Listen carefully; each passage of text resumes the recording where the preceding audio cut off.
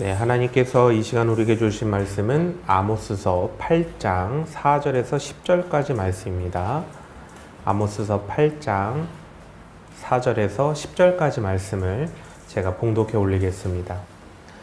가난한 자를 삼키며 땅에 힘없는 자를 망하게 하려는 자들아, 이 말을 들으라. 너희가 이르기를 월삭이 언제 지나서 우리가 곡식을 팔며 안식일이 언제 지나서 우리가 밀을 내게 할꼬, 에바를 작게 하고 세계를 크게 하여 거짓 저울로 속이며 은으로 힘없는 자를 사며 신 한 켤레로 가난한 자를 사며 찌꺼기 밀을 팔자 하는도다. 여호와께서 야곱의 영광을 두고 맹세하시되 내가 그들의 모든 행위를 절대로 잊지 아니하리라 하셨나니, 이로 말미암아 땅이 떨지 않겠으며 그 가운데 모든 주민이 애통하지 않겠느냐. 온 땅이 강이 넘침같이 솟아오르며 애국강같이 뛰놀다가 낮아지리라. 주 여호와의 말씀이니라. 그날에 내가 해를 대낮에 지게 하여 백주의 땅을 캄캄하게 하며 너희 절기를 애통으로 너희 모든 노래를 애곡으로 변하게 하며 모든 사람에게 굵은 배로 허리를 동이게 하며 모든 머리를 대머리가 되게 하며 독자의 죽음으로 말미암아 애통하듯 하게 하며 결국은 곤고한 날과 같게 하리라. 아멘. 네, 혼자 잘 살려고 하다가 다 같이 죽습니다라는 말씀으로, 제목으로 말씀을 전하겠습니다. 네, 오늘 드릴 말씀은 주제가 매우 무겁고요. 우리 현실을 가감없이 이제 마주해야만 하는 말씀인데요. 그동안 어찌 보면 좀 왜곡하고 보기 싫어하는 것은 말하지 않고 보고 싶은 것만 말해주는 것이 아니라 사실을 그대로 전달하는 말씀을 해드릴 텐데요. 이 전달해 드리는 말씀을 들으시면서 이게 맞는가 이렇게 싶기도 하실 수도 있고, 넘어서 들으시기에 거북하실 수도 있는데요. 하지만 진실이 어떤가 이걸 들으심으로 인해서 진실을 왜곡하면 결과가 어떻게 되고 또 거짓이 가져다 주는 결과가 어떻게 되는가를 좀 생각해 보는 시간이 되셨으면 합니다. 6월이 이제 호국보훈의 달 아닙니까? 그래서 교회마다 주로 이제 6월의 설교 주제가 애국, 애족에 대해서 이제 주제를 잡고 대체적으로 설교를 이제 하시게 되는데요.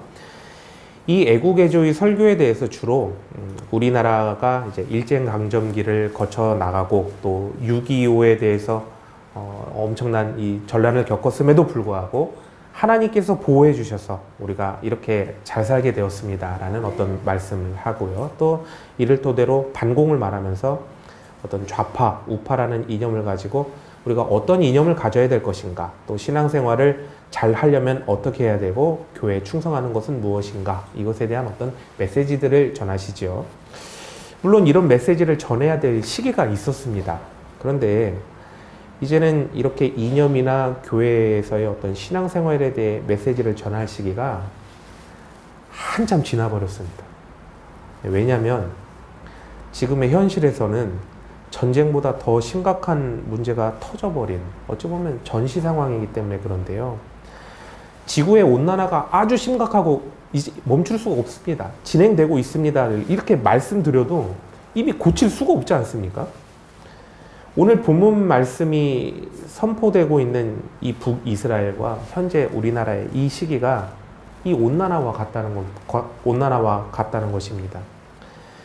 북이스라엘 말기 상황이 현재 우리나라 상황과 너무너무나 비슷한데요.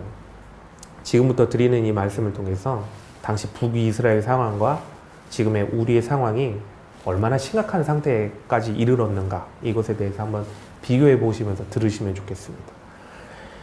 남유다의 농부였던 이 아모스가요, 선지자로 부르심을 받아서 이제 북이스라엘로 올라갑니다. 올라가서 이제 하나님의 심판에 대해서 이제 선포를 하는 거죠. 하지만 당시의 시대 상황은 누가 봐도 심판과는 아무런 상관이 없는 시기입니다. 전쟁이 일어날 일도 만무하고 기근이 들어서 굶어 죽을 일은 더더욱 없는 겁니다. 매우 아이러니하게도 여로보암 2세가 통치하는 그 당시 북이스라엘은 솔로몬 이후에 정말로 최고의 번영기와 부를 누리는 황금기 중에 황금기였다는 거죠.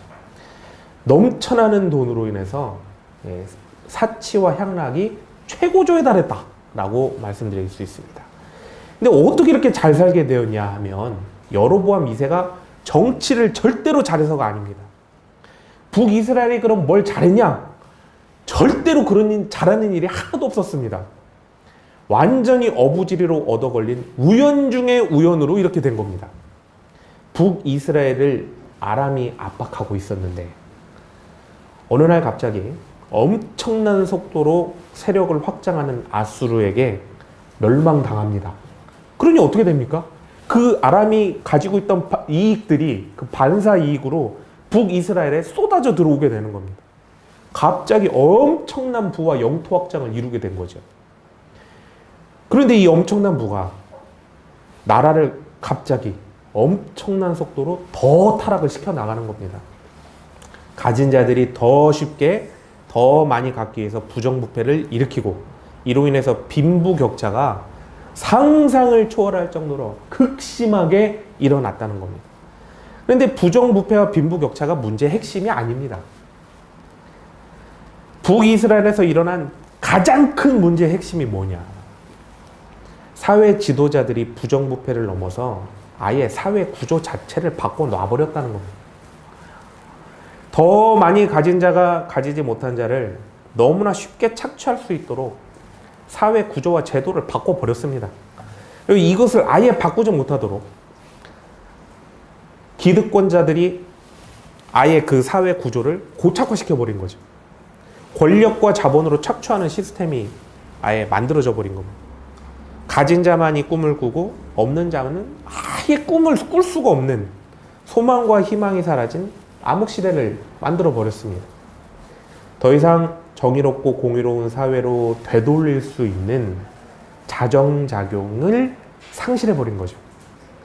근데 이게 또 아이러니한 것이 그렇게 인간성을 상실해 가면서 돈 하면서 이제 막 긁어모으지 않았습니까? 그런데 이들은 그걸 모릅니다. 뭘 모르냐? 그걸 누리고 살 수 있는 시간이 얼마 남지 않았다는 걸 아무도 모릅니다. 그들은 몰랐지만 북이스라엘 멸망까지 고작 30년밖에 남지 않았다는 거. 이제 30년 후면 아수르가 쳐들어와서 모조리 다 뺏어가고 모조리 다 죽이고 거기서 살아남은 자는 모조리 다 노예로 끌고 간다는 겁니다. 그런데 권력자들이 만든 이 권력과 자본으로 착취하는 시스템이 얼마나 무서운지요. 피라미드 가장 위에 있는 최상위 권력자는 1차로 알아서 싹 다 가져갑니다. 그러면 그 밑에 있는 중간에 남은 자들이요. 중간에, 피라미드의 중간에 위치한 사람들이 그 남은 거를 2차로 또 싹 다 가져갑니다. 그럼 그 밑에 있는 하층민들은 어떻게 하느냐? 자기들끼리도 살려고 자기보다 더 약한 자를 찾아서 골수라도 빨아들이도록 하는 그 사회가 북이스라엘 사회였다는 거죠. 6절을 보십시오. 얼마나 처참한지가 나와 있는데 어느 정도까지 사회가 피폐화되었냐.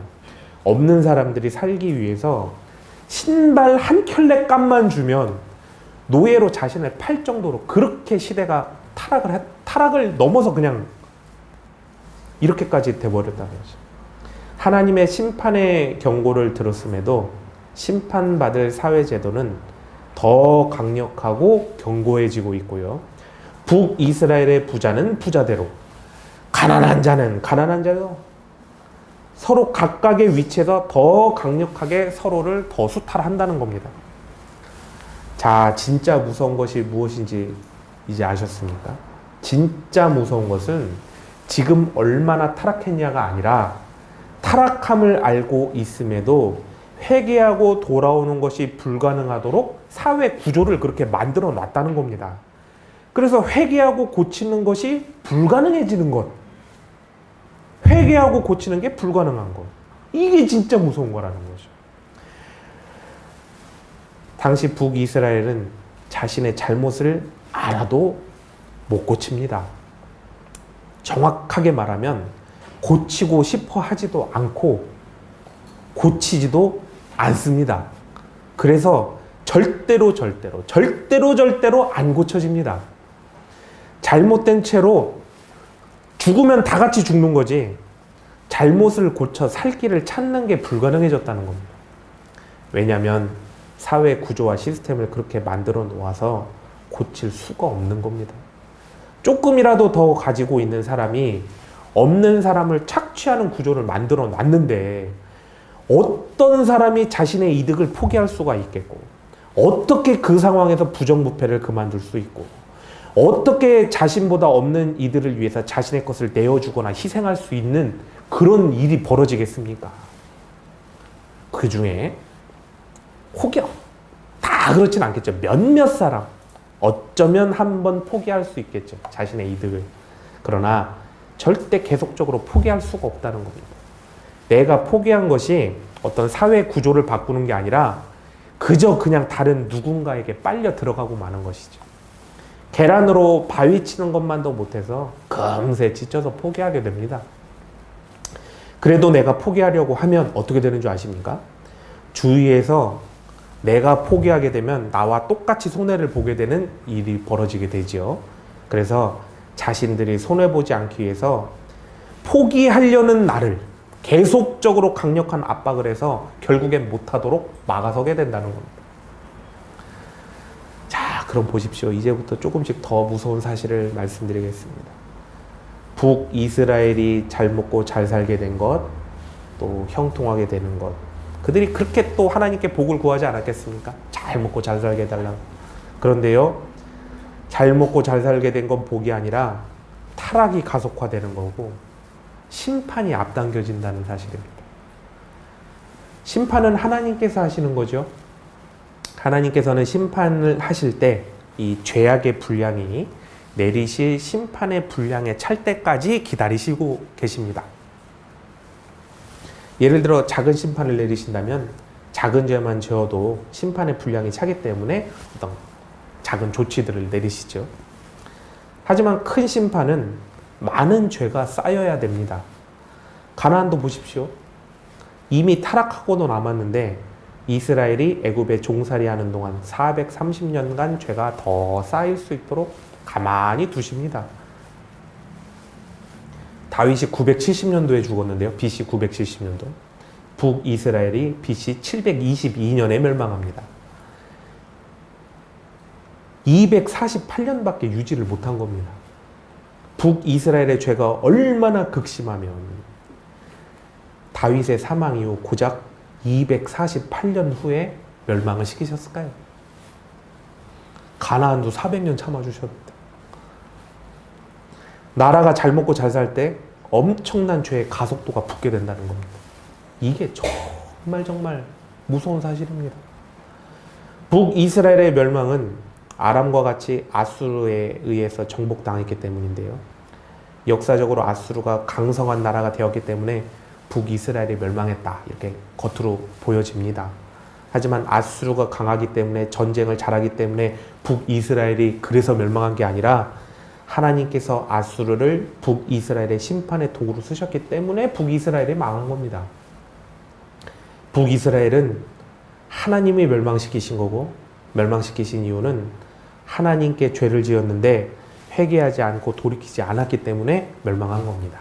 그런데 하나님께서 내리시는 이 심판의 과정을 보시면 어떤 신비적인 어떤 영적인 것이 아니라 자신의 지은 죄값을 자신이 받게 하는 과정이구나라는 것을 알게 되는데요. 북이스라엘은 없는 자들 핍박하고 수탈해야 먹고 사는 사회구조 만들었죠. 부정부패를 할 수밖에 없는 구조를 만들어 놓은 겁니다. 조금이라도 더 있는 사람이라면 없는 사람 착취하게 된 거죠. 이러한 사회 속에서 없는 사람들이 아름답고 착하고 선하다고 착각할 수 있는데요. 전혀 그렇지 않습니다. 없는 사람들은 없는 사람대로 자신의 형편과 상황 속에서 그들의 부정부패와 악을 행했다는 거죠. 그러니까 피라미드 내에, 피라미드 구조 속에서 그 어느 하나 사람, 썩지 않은 사람이 없다는 거죠. 그러니 어떻게 되겠습니까? 당연히 나라 자체가 스스로 자멸할 수밖에 없는 사회 구조가 만들어졌다는 거지요. 외세가 침략한다 하더라도 그 누가 자기가 손해보면서 그 나라를 지키겠습니까? 이렇게 나만 잘 먹고 잘 살고 나만 아니면 된다는 이런 세상 속에서 누가 나라의 앞일을 걱정해서 외교와 국정을 운영하고 창칼을 들고 나와서 외적과 나와서 싸우겠습니까? 그래서 강한 나라가 쳐들어오면 그냥 망하게 되어 있는 겁니다.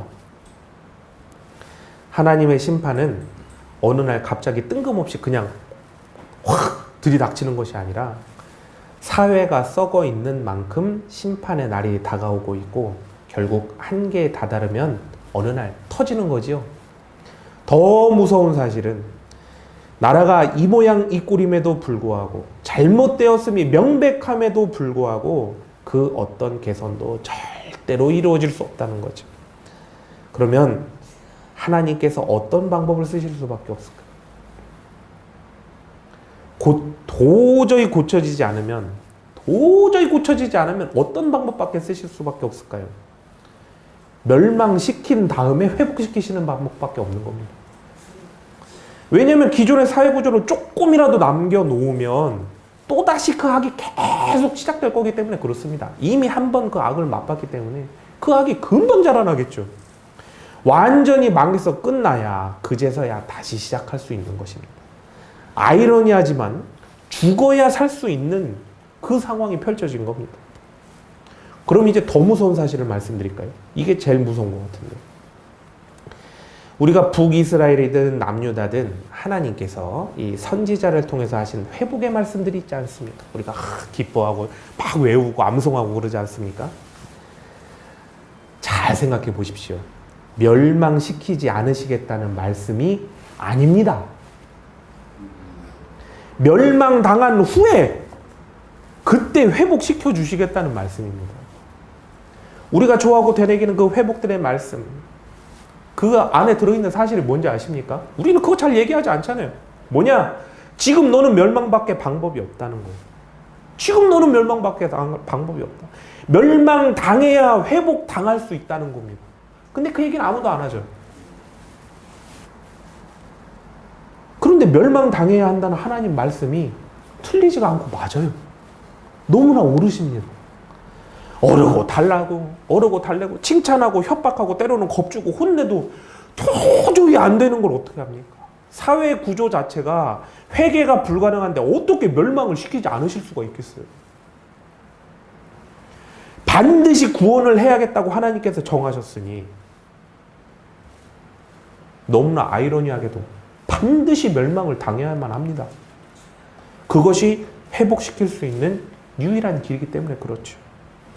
너무나 무섭고 안타깝고 부정하고 싶지만 멸망당하지 않았으려면 그렇게 좋은 환경 속에서 그렇게 오래 시간이 주어졌는데 그렇게 긴 시간 동안 멸망당하는 것 외에는 방법이 없도록 사태가 이 지경이 되지 않도록 만들었어야 되는 거죠. 적어도. 하지만요. 잘 보십시오.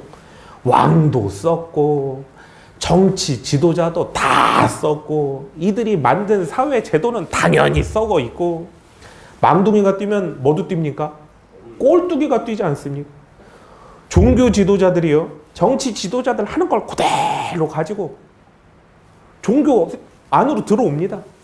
그리고 그걸 종교 조직 내에서 그대로 하니 어떻게 됩니까? 정치, 사회, 문화를 정화시킬 최고의 보루인 종교가 썩어버리는 겁니다. 종교 조직 안에서 이루어지는 모든 종교 제의와 활동이 정상적으로 어떻게 기능을 하겠습니까? 썩어버리는 거죠. 그러니까 사람들이 종교 안에 들어와서 회개하고 다시금 원상복귀가 돼야 되는데 그게 안 되는 거죠. 이 회개할 수 없는 인간들이 할 수 있는 거는 무엇이냐? 나날이 더욱더 악을 발전시키는 겁니다. 악은요, 신약에도 이게 최선인가 싶지만 아닙니다. 더 발전을 하거든요. 그렇게 발전된 악이 세상을 말도 못하게 더 썩게 만듭니다. 원래 장사하시는 분들에게는 양심을 기대할 수 없죠. 죄송합니다. 아니, 물론 양심이 있는 분도 있지만 양심을 기대할 수 없지 않습니까? 돈 따라서 알아서 썩습니다. 돈 따라가니 알아서 썩습니다. 못 사는 사람들은요, 가진 것도 없고 알지도 못하면서 그냥 본능대로 그냥 알아서 썩고, 이렇게 다 썩어 빠졌으니까 하나님 탓하거나 원망할 거 하나도 없이 회복이 불가능한 망한 세상이 되어버린 것입니다. 그런데요, 생각해보면 이스라엘이 이제까지 망하지 않은 것이 사실은 비정상이에요.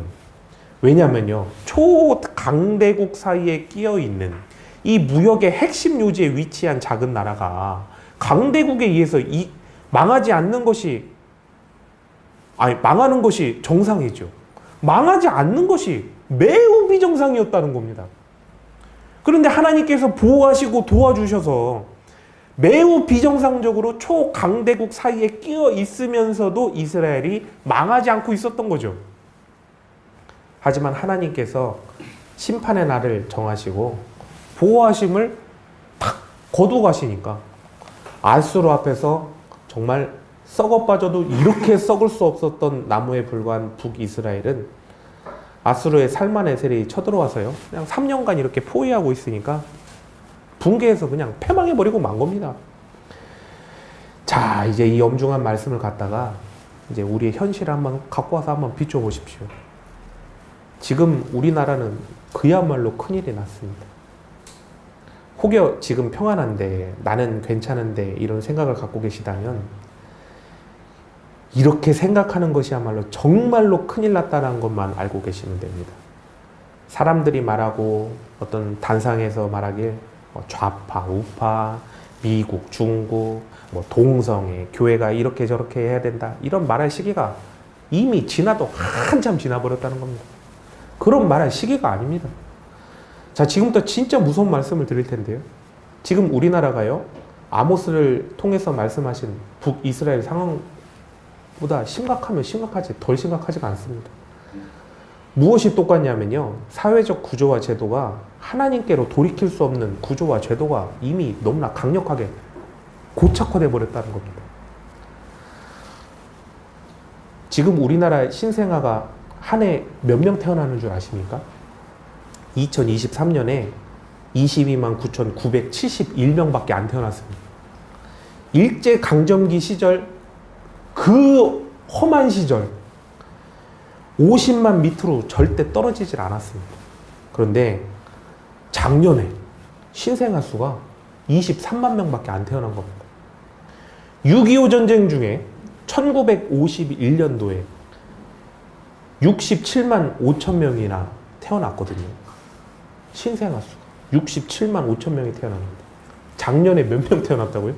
23만 명 태어난 겁니다.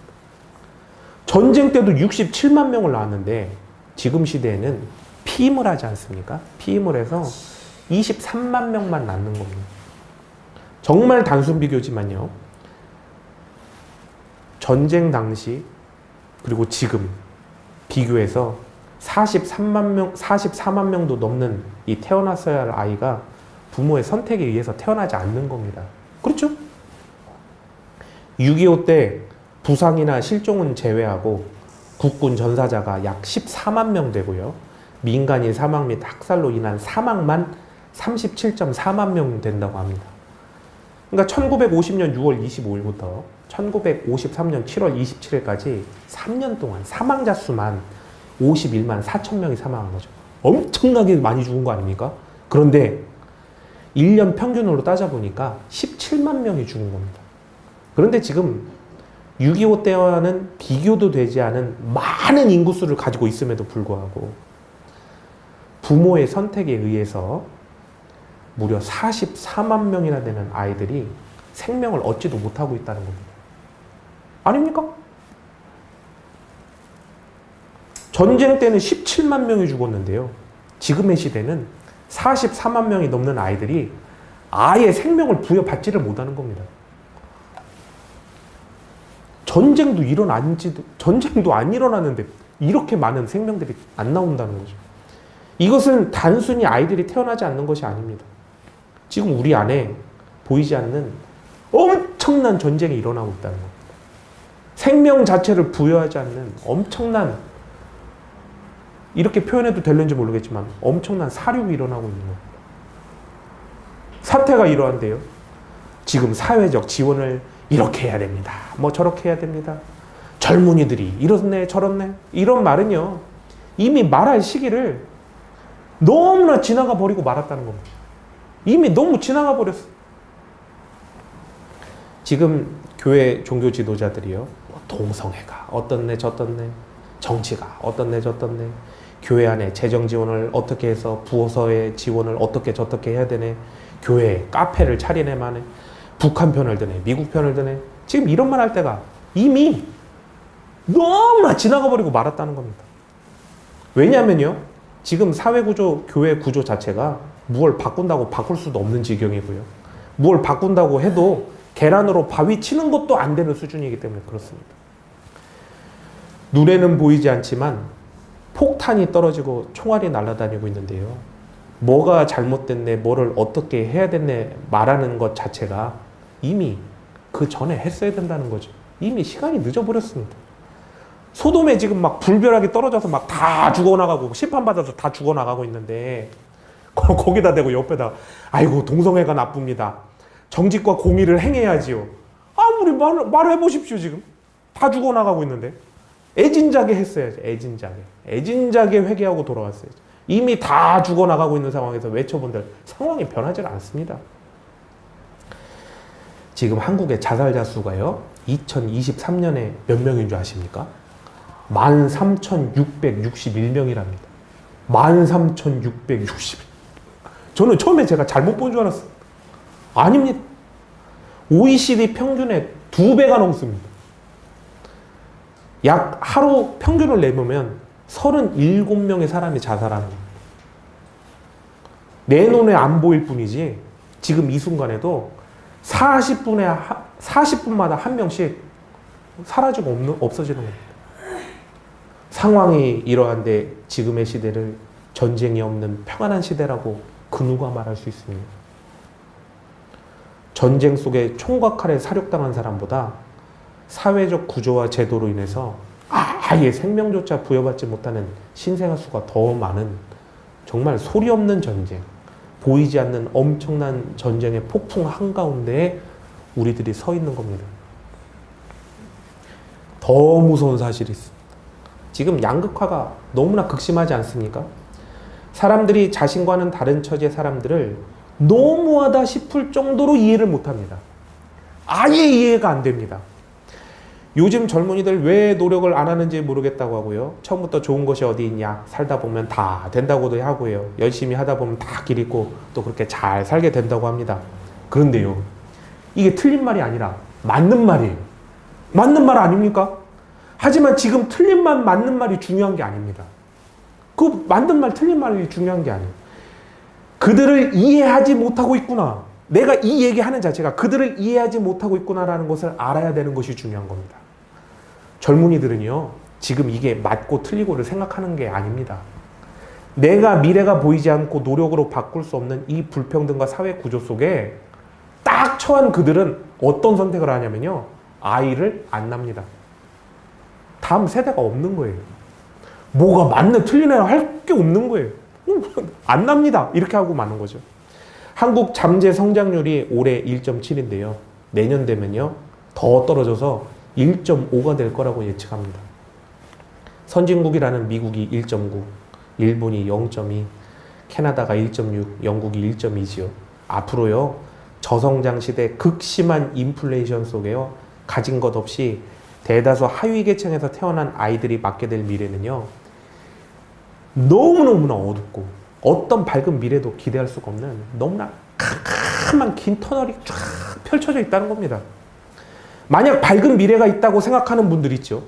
밝은 미래가 있지 않습니까? 이렇게 말하는 분들은 이미 자신이 너무 많이 가져서 그 사람들을 이해할 수 없구나라고 생각해야 됩니다. 꿈이 없는 하층민을 이해할 수 없을 정도로 이미 가진 자라서 그렇게 얘기를 한다는 겁니다.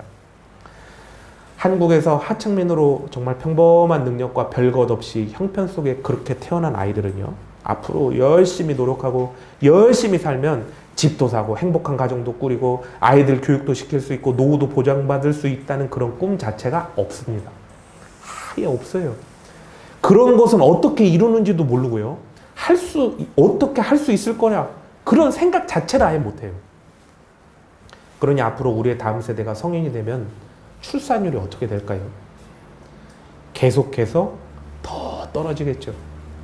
이러한 사회 구조를 바꿀 수도 없는 것이 사회 구조를 바꾸기 위해서는 기득권자들의 양보와 희생이 필요하죠. 지금 이 시대 그 누가 한국의 장래를 위해서 희생할 사람이 있습니까? 대통령이 할까요? 몇몇이 희생한다 하더라도 사회 구조가 바뀌지도 않을 뿐더러 어떤 이의 희생 때문에 자기의 기득권 내려놓지 못하게 하기 위해서 희생하지 못하도록 담합해서 막는 것. 그것이 지금의 현실입니다. 그 어떤 건물주가 젊은이들 일한다고 월세 깎아주고 보증금 내려주고요. 어떤 사업주가 동료들과 심지어는 교회에서도 제대로 된 육아휴직 쓸 수 있게 해줍니까? 만약 하려고 해도 주위에서 월세 떨어지고 건물 가격 내려간다고 가만히 두질 않습니다. 육아휴직 쓰느니 사직하고 나중에 다시 일자리를 알아보는 게 훨씬 나은 거죠. 그 어떤 기득권자가 자신들의 그 기득권 내려놓고 하층민에서 상위계층으로 올라오도록 허락해 줍니까? 절대 해주지 않습니다. 지금 우리 사회는요, 가진 자들이 자신보다 가지지 못한 자들을 자본주의라는 합법적인 도구를 사용해서 착취하고 있습니다. 그렇게 착취하는 것을 자랑스럽게 여기는 돈이 최고라는 사회구조를 만들어 놓은 거 아닙니까?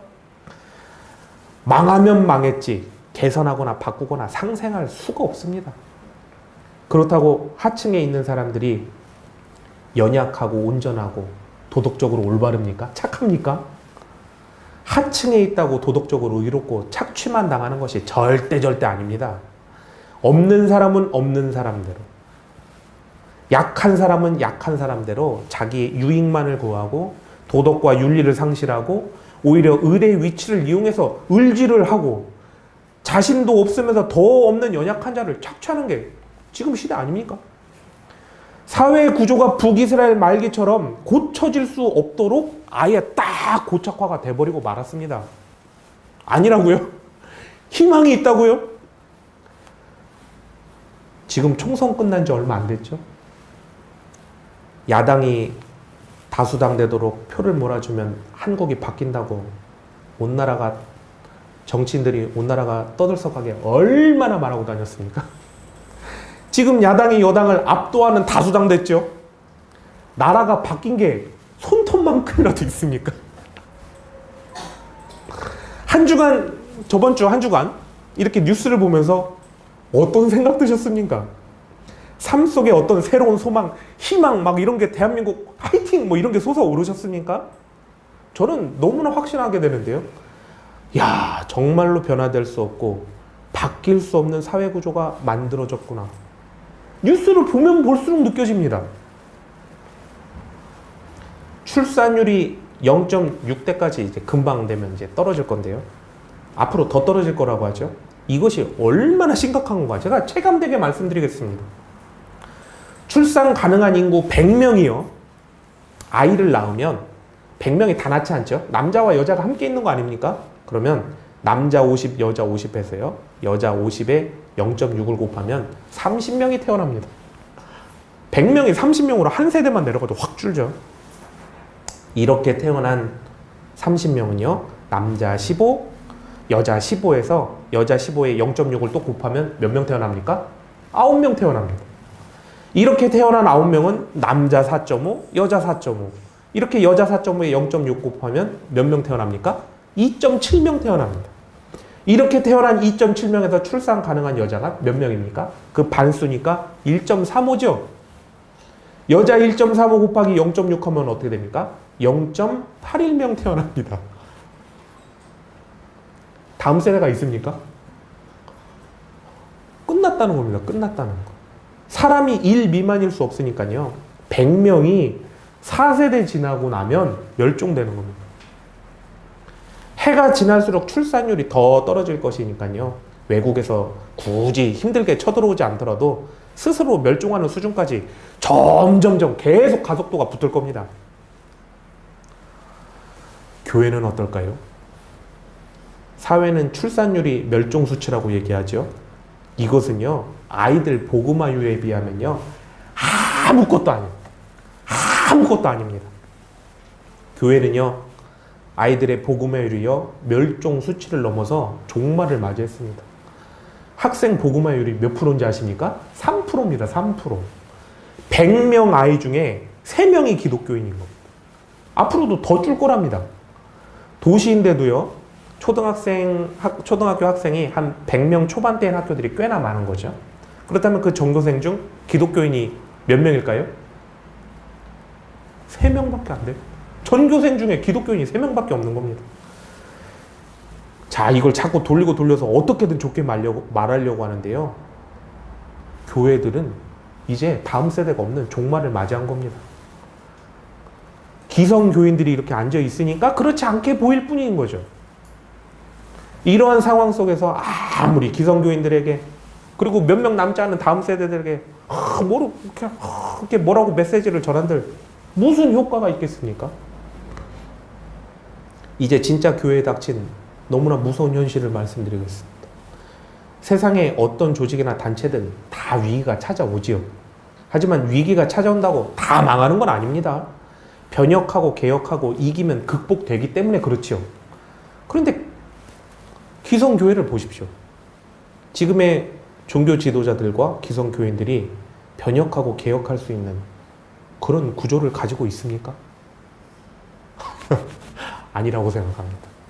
이미 멸종으로 치닫고 있음에도 불구하고 이제까지 해오던 그 틀에서 몇 가지 트릭을 바꾸는 잔재주를 부려보려고 하고요. 뭐라고 얘기하냐면요. 교회가 썩었다고 얘기하는 거예요. 물론 교회가 썩었다고 얘기를 하지만 결국 핵심적인 메시지는 뭐냐면요. 세상이 썩었대요. 세상. 이게 무슨 말이냐면요. 조직 자체가 변화가 안 되고 고쳐질 수 없는 상태에 빠져버렸다는 것을 말합니다. 그럼 어떻게 될까요? 어떻게 되겠습니까? 교회가 맞이할 결과가 어떻게 됩니까? 멸종되는 것을 막을 수가 없는 겁니다. 조직 구조 자체가 망하지 않고서는 고쳐지거나 새롭게 될 수가 없는 겁니다. 망하지 않고서는 고쳐질 수 없는 조직이 된다면, 그렇게 된다면 맞게 될 결과가 무엇인지를 자꾸 돌려서 얘기할 필요가 없는 겁니다. 목회자부터가 너무나 큰 문제입니다. 젊은 목회자가 너무나 많이 사라져서 이제 사역자 구하기가 힘든데요. 왜일까? 그 이유를 보니까 이것도 출산율 저하와 같이 똑같이 맥락을 같이 하고 있습니다. 교회의 꿈과 희망을 가질 수가 없어서 목회자가 되지 않는다고 합니다. 그럼 젊은 목회자는 옳고 맞냐? 그렇지도 않습니다. 기득권자인 기성 목회자들은 기성 목회자들대로 자신의 것은 하나도 뭐 내어놓거나 양보하는 게 하나도 없죠. 꿈과 희망과 비전을 가진 다음 세대 목회자를 같이 키우고 같이 성장할 생각이 별로 없습니다. 그럼 젊은 목회자들은 어떨까요?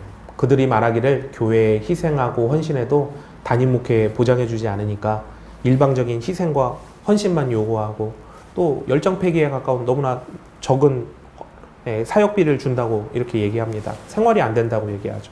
그런데요, 물론 맞습니다. 네, 인정합니다. 그런데요, 그들의 사역을 보면요, 가끔 이런 생각이 듭니다. 젊으신 목회자분들 사역을 보면 목회자이신지 상전인지를 잘 모르겠어요. 왜 목회를 하시는지도 잘 모르겠어요. 젊은 목회자들은 그야말로 이러지도 저러지도 못하는 상황 가운데 그냥 딱 껴버린 겁니다. 장로님들께서는 교회를 막 경영하시는데요. 모든 걸 세상적인 이치, 숫자로 옳고 그름을 판별합니다. 교회를 자정할 수 있는 능력이 상실된 거죠. 직분자들은 어떻습니까? 세상에 나가면 세상 똑똑할지 모르는데 교회 안에서만 들어오면 세상 신학적으로 우매하고요. 불만은 많은데 역으로 희생과 헌신은 매우 적고 반대로 본인의 영 상태도 너무나 지치고 낭망해서 뭐를 해볼 수 있는 상황도 아닙니다. 이들이 다 한데 모여서 이제 서로가 다 잘못됐죠. 뭔가가 잘못됐죠. 우리가 바꿔야 되는 거 아닙니까? 이렇게 생각하는데도 불구하고 바꿀 수가 없죠. 바꿀 수가 없습니다. 그냥 기존에 하던 방법 그대로 가다가 뭔가 그 안에서 뭔가 이렇게 잔재주를 부리려고 하는데요. 그렇게 되면 앞으로 어떻게 되겠습니까? 뭐 굳이 얘기하지 않아도 너무 뻔한 겁니다. 사랑하는 성도 여러분, 아모스 선지자가 너희는 이미 너무나 타락한 상태고 하나님이 심판을 내리실 거야 라고 말했을 때 그 누구도 귀를 기울이지 않고 아무도 신경을 안 썼습니다. 원래 이렇게 살았으니까 이렇게 살고 또 앞으로도 이렇게 살 건데 저분은 갑자기 왜 저렇게 뭘 찍고 그래? 이렇게 생각했겠죠. 그래서 모두가 하나님께서 정하신 멸망의 시간까지 이렇게 살던 대로 살 수밖에 없었고 그렇게 계속 살았습니다. 그래서 멸망의 날 어떻게 됐냐면요, 자신들이 이제까지 한 결과를 한순간에 그냥 다 받게 된 거죠. 저는 제가 분석한 어떤 이런 현 상황과 이로 인한 판단이 제발 틀렸으면 좋겠습니다. 제가 잘못한 말을 한 거면 너무너무 좋겠습니다. 그리고 제발 제가 틀려서요, 멸망에 이르기 전 다 돌이켜서 회개했으면 좋겠습니다. 교회도 부흥하고 한국도 하나님의 복을 받아 다시금 부흥했으면 너무너무나 좋겠습니다. 그래서 아모스를 통해서 말씀하시길, 일단 너희가 멸망해야 그 다음에나 회복과 새로운 시작이 있다고 하는 그 하나님의 말씀이 지금 우리에게 하시는 말씀이 아니기를 너무나 간절히 소망합니다. 우리에게는 아주 중요한 사실이 있습니다. 우리에게는 아직 시간이 있다는 겁니다. 그러나 문제는 시간이 있음에도 사회 구조, 교회 구조 자체가 쉽게 회개하고 쉽게 고칠 수 있는 그런 조직과 사회가 아니라는 거죠. 시간을 더 많이 준들 고쳐지는 게 아니라 망가질까봐 두렵습니다. 사랑하는 성도 여러분, 그렇다면 지금 우리는 뭘 해야 될까요? 그냥 이렇게 손 놓고 가만히 있고 어쩔 수 없구나라고 가만히 있을 수밖에 없을까요? 우리는 기도해야 될 것 같습니다. 결과가 너무 뻔히 보이는 멸망길을 걸어가는 한국을 위해서 간절히 기도해야겠구나라는 생각이 듭니다.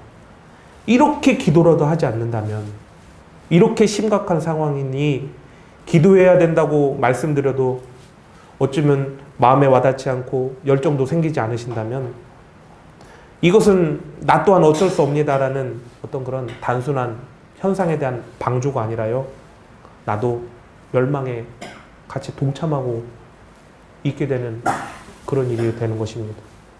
우리 모두 지금의 이 심각함을 직시해서 마지막 때 정말 생명구원의 역사가 다시금 일어나길 간절히 기도하는 성도님이 다 되시길 간절히 소망합니다. 우리 515장 눈을 들어 하늘 보라 찬양하시면서 다 같이 기도의 자리로 나가겠습니다.